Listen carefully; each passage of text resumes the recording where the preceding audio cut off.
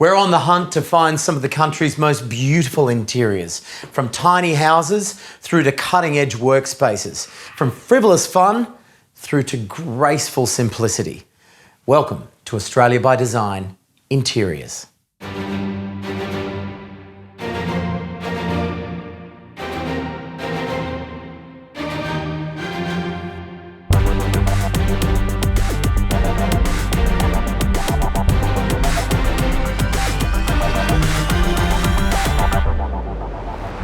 Our team of design industry leaders are eagerly standing by at Top 3 by Design to choose 2 projects from this episode to go through to our final.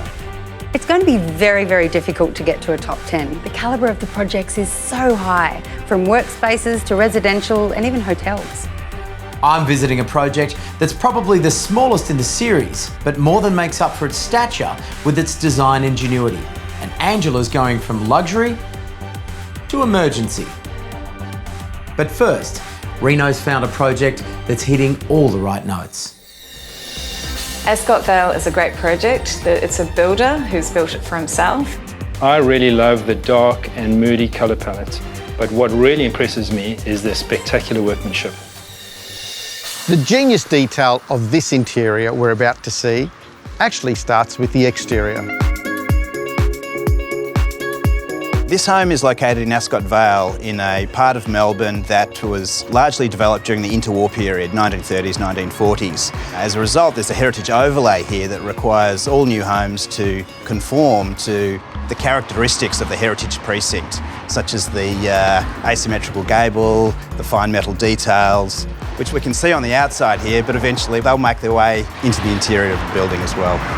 Oh, wow. This is spectacular, Jerry. We're greeted by a baby grand. The baby grand was a big part of the guy's brief. We found it was a really good spot for it. Lovely double height space, must be wonderful for the acoustics. And we all agreed that during construction we'll paint this wall black to really highlight the light coming through from the window. Well, it does that very well here. This must be the study. Joel's home office. So Joel is the owner of the building and he's also a builder who specialises in architecturally designed homes. So he wanted a workspace to bring his own clients in, obviously to show off his own craftsmanship and capabilities. And the detail here, like the shadow line, I can see you've created by the single support. We've undersized the support blade here, both in its height and its width, so that when the whole thing comes together, it looks like a recess and a shadow line. It was a unique way of getting them together, of connecting them. Joel and Nicole were really strong on the idea of not wanting to hide the study, and we used it as a bit of a device to enable natural light all the way into the home.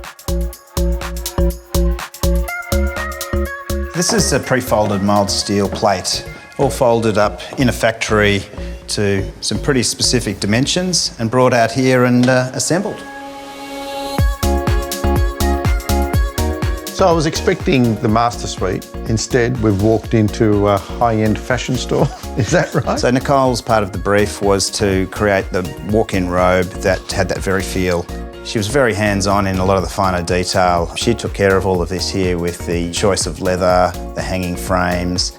Joel and Nicole were very keen on a large, opulent sort of feel for their master bedroom. So we connected the bedroom area with this lovely ensuite. Very open, as you can see. Although we do have a couple of these really fine sliding metal screens here. It's always transparent though, isn't it? These guys have been together for a long time. They know each other pretty well. I don't even think they've even been closed so far. Jerry, you said before that the budget was probably a little bit tight on this project. But when I look around here, I see some beautiful finishes. How did you achieve that? They supplied the labour for this, love of labour you could call it, at no cost. So Joel's put thousands of hours into building this home. So they've spent some money on the lovely fixtures and fittings, but they've saved their money on all the labour. Nicole, you and Joel, in collaboration with the architect, have had quite a lot of input with this, more so than your usual clients. Yeah, absolutely. We thought this was the perfect example for us to showcase our skills as a couple, and also, you know, for Joel to have an example of the level of quality and work that he can actually do. I've noticed walking through the project, certain details, like for instance in the wardrobe, that leather strapping, how it holds the hanging rails. And I've noticed that your coffee table at one stage used to be a kangaroo, is that right? It did, yes. There's a lovely lady in Tassie and she hand weaves using kangaroo leather. So one night I drew up a concept for that and we now have a kangaroo coffee table. I've loved seeing the collaboration here of a talented, supportive architect and the skilled focus of the owner builders. The attention to detail and the level of finish is just stunning. From the choice of materials to the finer bespoke pieces, nothing here has been missed. In our search for Australia's most beautiful interiors, we have seen some amazing luxury hotel rooms. Right now, Angela's going to show you through one of Melbourne's most exclusive, this one. I must admit, Car Design have always been one of my favourite architectural firms. They've created here a space which is just oozing with opulence. I absolutely love the combination of that muted colour palette with those lovely sumptuous textures. It's just a beautiful, beautiful combination. United Places in South Yarra is making a big noise in the Melbourne hotel scene, and we're lucky enough to get an insider's tour. So this is your hotel lobby. It's very subtle. Yes, it's deliberately quite reductionist. We just wanted the reception to be the concierge and the bench, everything you need and nothing you don't. It's supposed to feel like quite a sanctuary coming off that busy, frenetic street. It's just you and the receptionist and you've arrived. And it feels very Melbourne too. It's like a Melbourne laneway. Yeah, it does have that vibe, the narrow, long corridor or sense of not knowing where you're going, that you might discover something.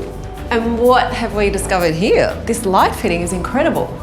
Well, it's a bit more than a light fitting actually. It's a sculpture that hovers in this void and it's timed just so that by the time you land under the light, you look up and it reinforces that sense of the brand United Places and looking up. So it really draws you in, doesn't it? Yeah, from quite a distance as well. So if it's quite sunny, you'll have a circular blast of light.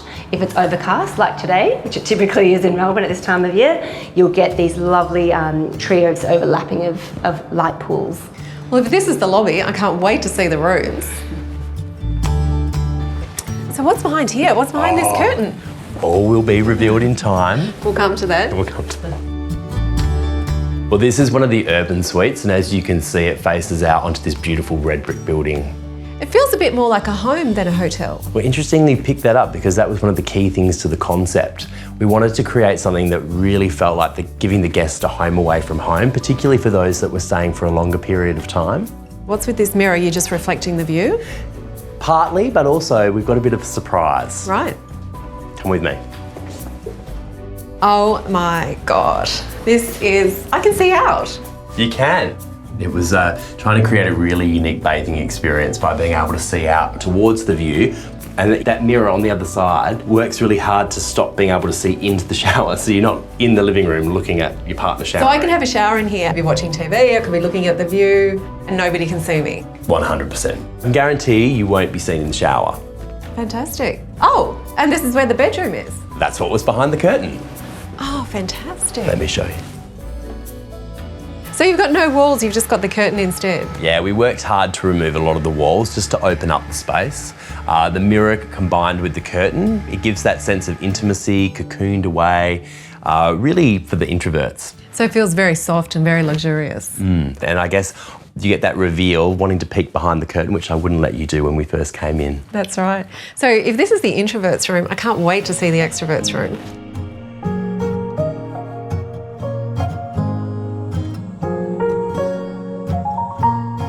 The bath is positioned right on the shop front, effectively. So I could sit here in the bath and people can see it and it's not one-way glass. Oh, it's two ways, so you can see out and people can see in. So this really is putting it all out there, isn't it? Yeah, in many respects it is. It was quite a bold move to put the bath right into the facade like this and frame it with mirrors. However, I'm not an extrovert. If you're not an extrovert, that blind can drop. Fantastic. And so, but there's so much more going on in this apartment though, isn't there? Yeah, well, beyond the bedroom, you've got the living space here, dining and kitchen. It's pretty pared back, it's pretty minimal, there's no artwork. Yeah, that's intentional. We wanted the materiality to really give that sense of texture and warmth to the space.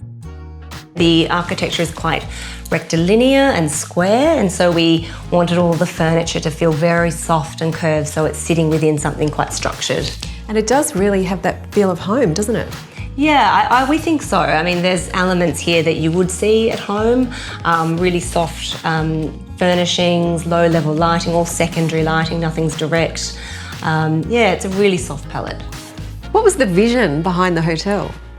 It was about creating a hotel that was really design conscious and respectful from every element we put in the hotel, to focus on having original pieces, honouring the designers, both local and international, which really gives our guests a really curated experience of authenticity. Home is such a comfortable environment. We want to take it above that and give people an experience, but at the same time have a level of warmth and comfort and security. And I think if you're staying overnight somewhere, you can walk in and just have this calmness. It is really important for a guest's stay. The combination of stunning design and a visionary client has resulted in a place that feels like home, but gives the unique, curated experience you'd expect from a luxury hotel. In many ways, designing a small, simple space is actually much harder than designing an oversized, grand, luxurious one, because you've still got to fit in all of the essentials, but you've got nowhere to put them.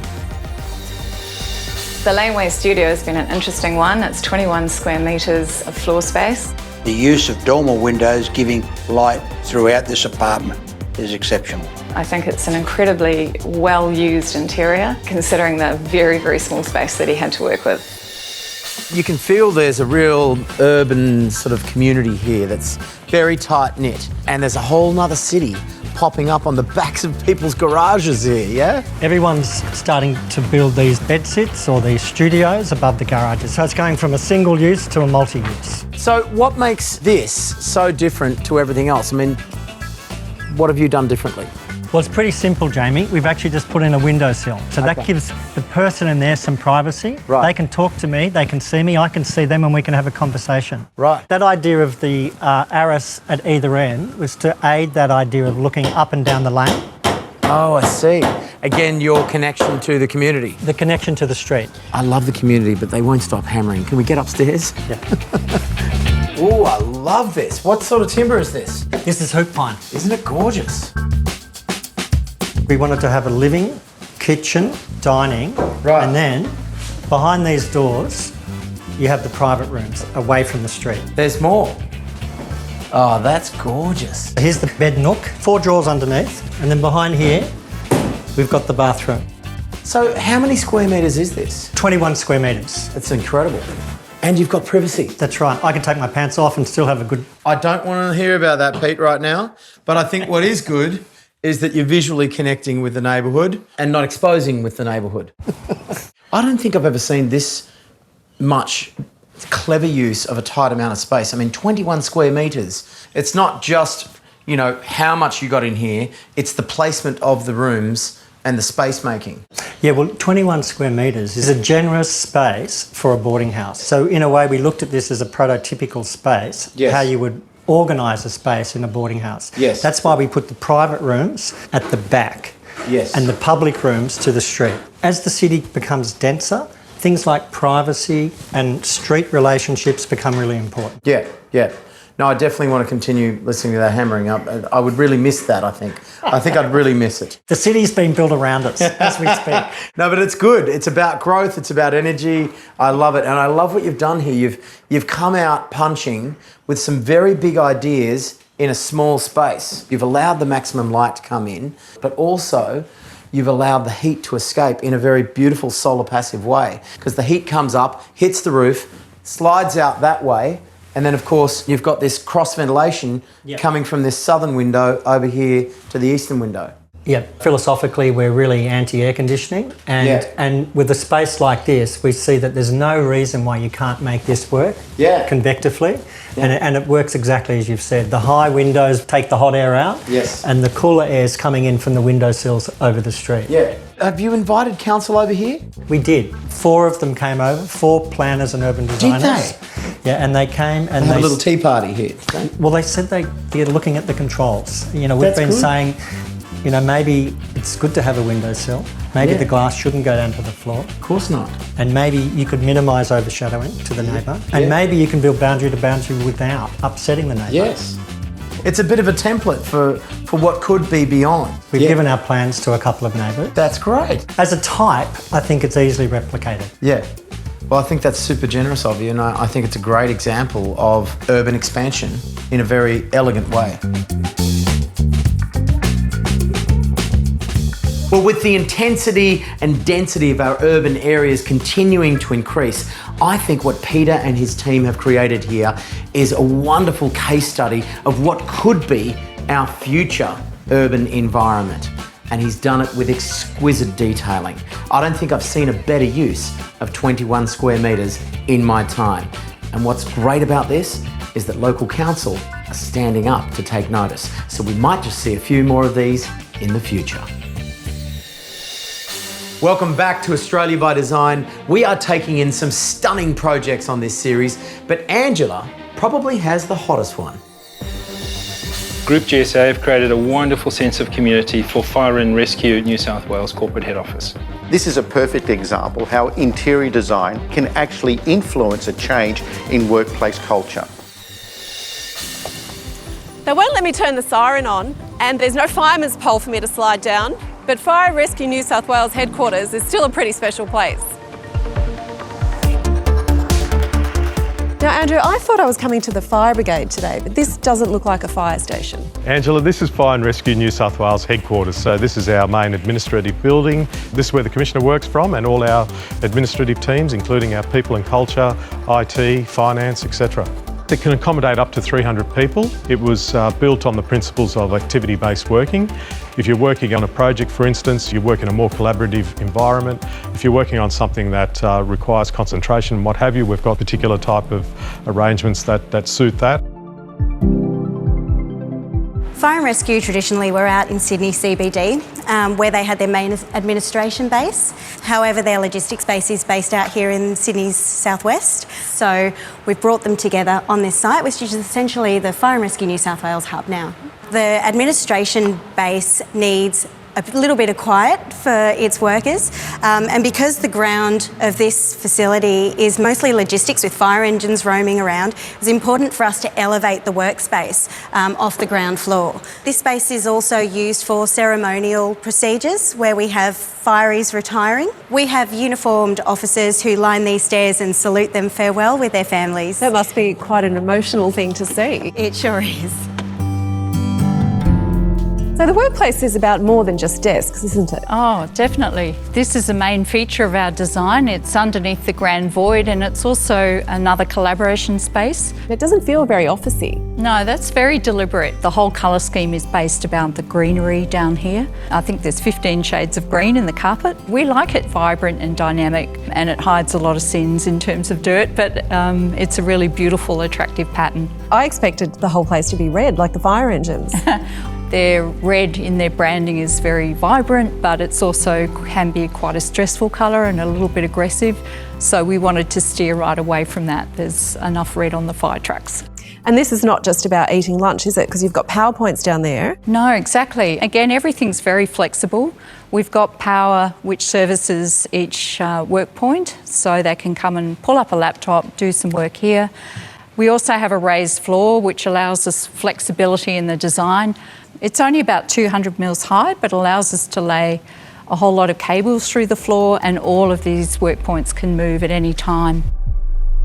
How did you approach this project? Where did you start?